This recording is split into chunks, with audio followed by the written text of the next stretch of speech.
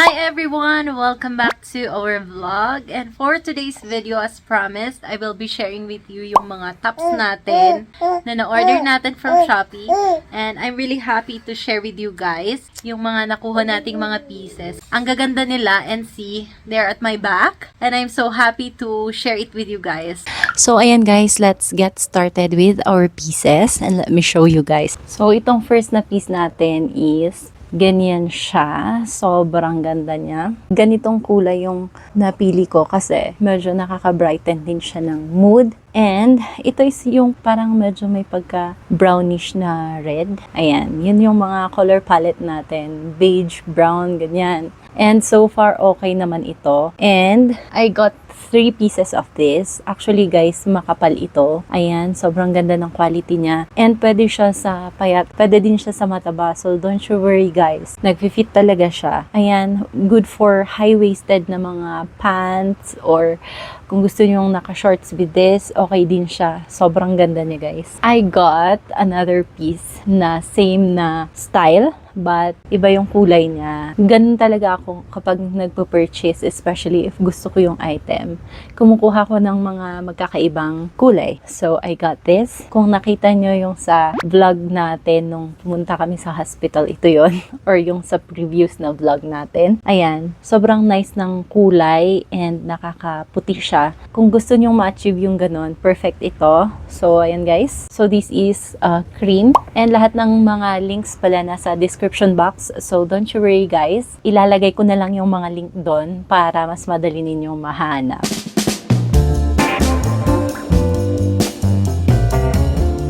Ang hirap talagang maghanap ng mga tops for us na kapapanganak or kung kayo ay medyo nag-gain ng weight. But that will not hinder us from taking care of ourselves, being presentable, ganyan. So, we got this black top. Nagamit ko na din to. And sobrang ganda niya, guys. Makapal yung tela niya. And kung gusto nyo ng white na version nito, meron din. Hindi natitrace yung sa loob kasi makapal nga yung ginamit nilang tela. So far, so nice din siya. And kung kayo ay sleeveless girl, ito, bagay sa inyo to. So, ayan.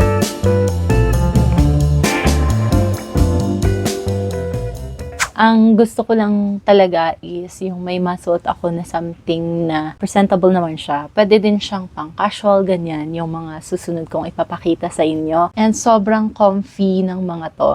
Here it is. Same lang to sa nauna kong pinakita, but parang mas ano siya, diba? Medyo mas casual siyang tignan. Dahil sa kulay siguro. But, ayan, maganda to guys.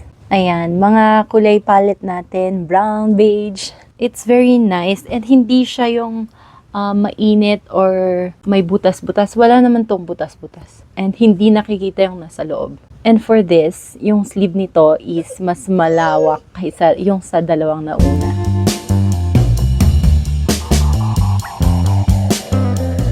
So, ayan guys, lipat tayo ng pwesto kasi tulog ang ating baby girl. So, let's continue with our pieces. And ayan guys, ito medyo malaki siya. But okay siya kapag kayo yung plus size. Magkakasya talaga siya. And ang nagustuhan ko is itong long sleeve. So, mas bagay to sa mga medyo malalaki yung boobie. Kasi, I think walang sizes to, but I'll be sharing with you guys kung may mga sizes. Kasi mostly sa kanila is free size. And okay yung kulay niya guys. Ayan, medyo may pagka-brown na red. And polka dots. Ayun, para makita nyo closer.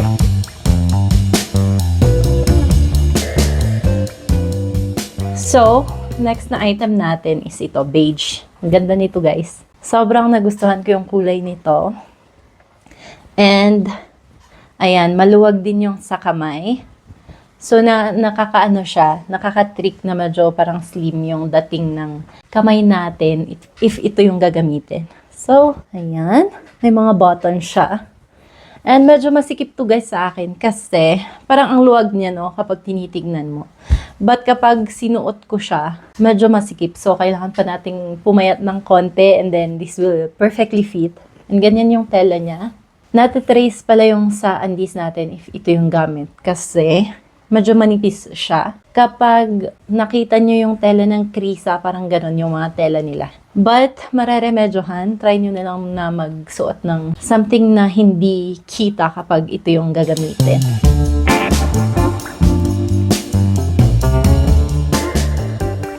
So, ito naman is parang almost same sila nung sa beige.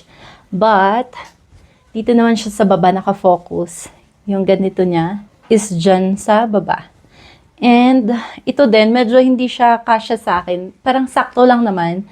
But, it's more comfortable if medyo mas payat tayo for this. And, ayan. Ito yung mga gusto kong i-highlight dito. Is yung mga medyo halfway dito sa kamay. Yung kahaba.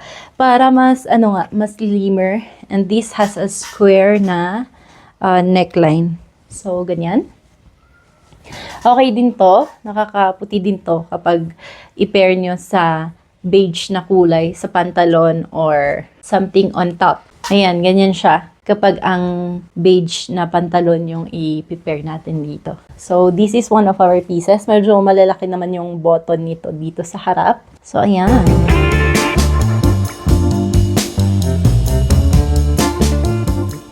Another na brown. Brown ba to? Basta itong kulay na to. Ayan. Same to dun sa beige na kulay. But, ayan. Kapag ito naman hindi kita sa loob kasi nga yung kulay niya. But so far, it's very comfy. And, ayan. Parang malaki lang siyang tignan kapag ganyan dumating. Pero kapag susuotin na siya, sakto siya sa fitting ng katawan. And nakakaano din siya, nakaka-sexy din ito. So, ayan. Maluwag din itong kamay na part. So, yun yung pinaka gusto ko sa part na to. And yung sa design. Diba?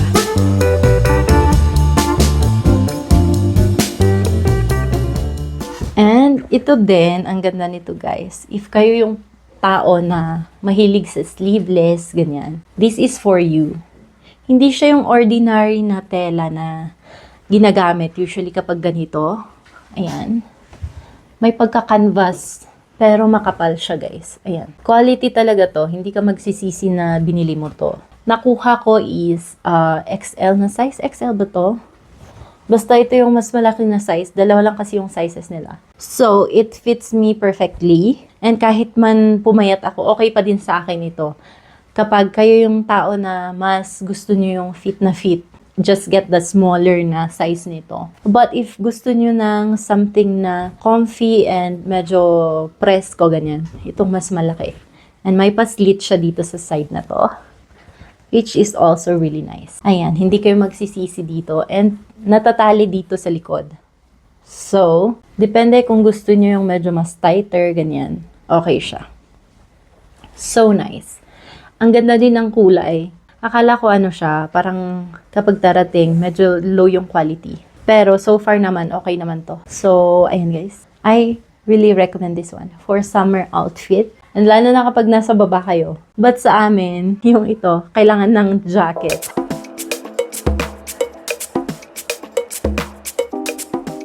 So, ayan, dito naman tayo sa dress. Kasi nga nung binyag ni Bebe Girl, naghahanap ako ng susuotin.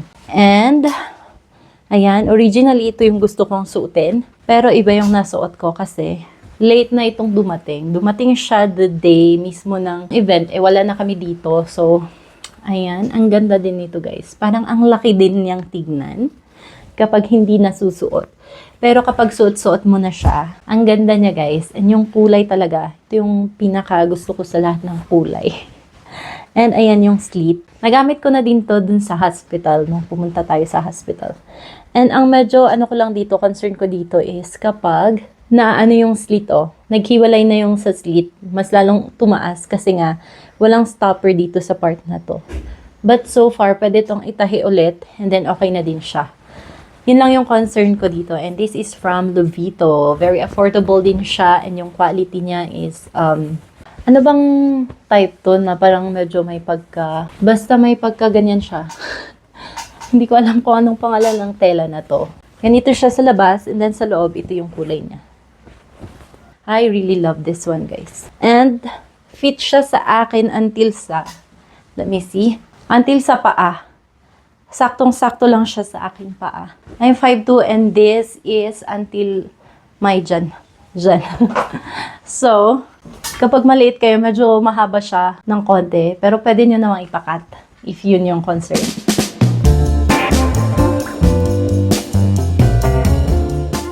Guys, I got 2 dress kasi namimili ako kung anong gusto kong kulay for the dedication sana. And originally, ito yung gusto ko talaga na dress. And nag-order ako sa dalawang different na shop para makita kung same ba yung quality, same yung pagkakagawa. But hindi guys, hindi sila pareho. Same lang sila ng style, design. But dito sa likod, ito mas ano siya. Maliit yung ganitong part niya. So, konti yung pag-a-adjustan. Ganyan. Ito naman, maluwag siya. Mas malaki yung dito sa portion niya. And, so far, same lang naman as per fitting, pero dito lang sa likod. And ito, mas manipis siya compared with this. So, I prefer this one. So, ito yung sinuot natin nung binyag ng ating anak. So, mahaba din to. Medyo parang ano siya, long dress siya sa akin, pero may pagitan sa paa.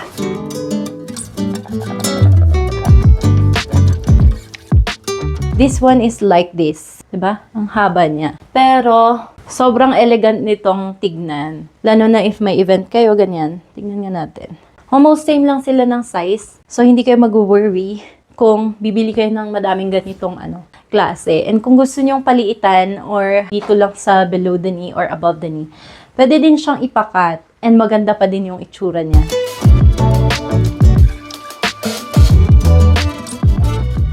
So, these are my dresses for this season. Kasi nga medyo tumaba tayo. So, ang hirap maghanap ng something na mag-fit or maganda pa din yung itsura niya sa atin. And also, ang concern ko lang dito, hindi pala siya for breastfeeding. So, kailangan mong itaas yung palda. Ganyan. And may bulsa pala to, guys. Both sides. So, it's very nice. Kapag gusto nyo lang ilagay yung kamay nyo dyan, pampainit. But let me see this. Meron din to, guys. Medyo mas malalim naman itong beige na to compared with this dark na brown. Ayan. And I'm also using ito. Sobrang ganda ng kulay nito. Parang nakakairita siyang tignan kapag nasa picture. Pero kapag suit-suit mo na siya, okay na siya, guys. Maganda, lalo na if i-pair mo siya sa puti or beige din na pantalon, ganyan.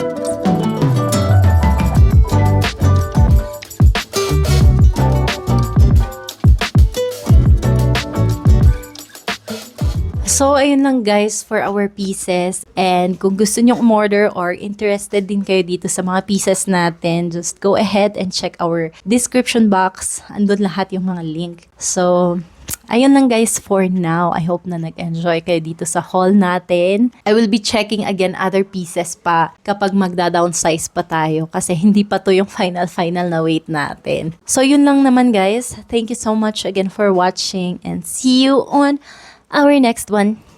Bye-bye.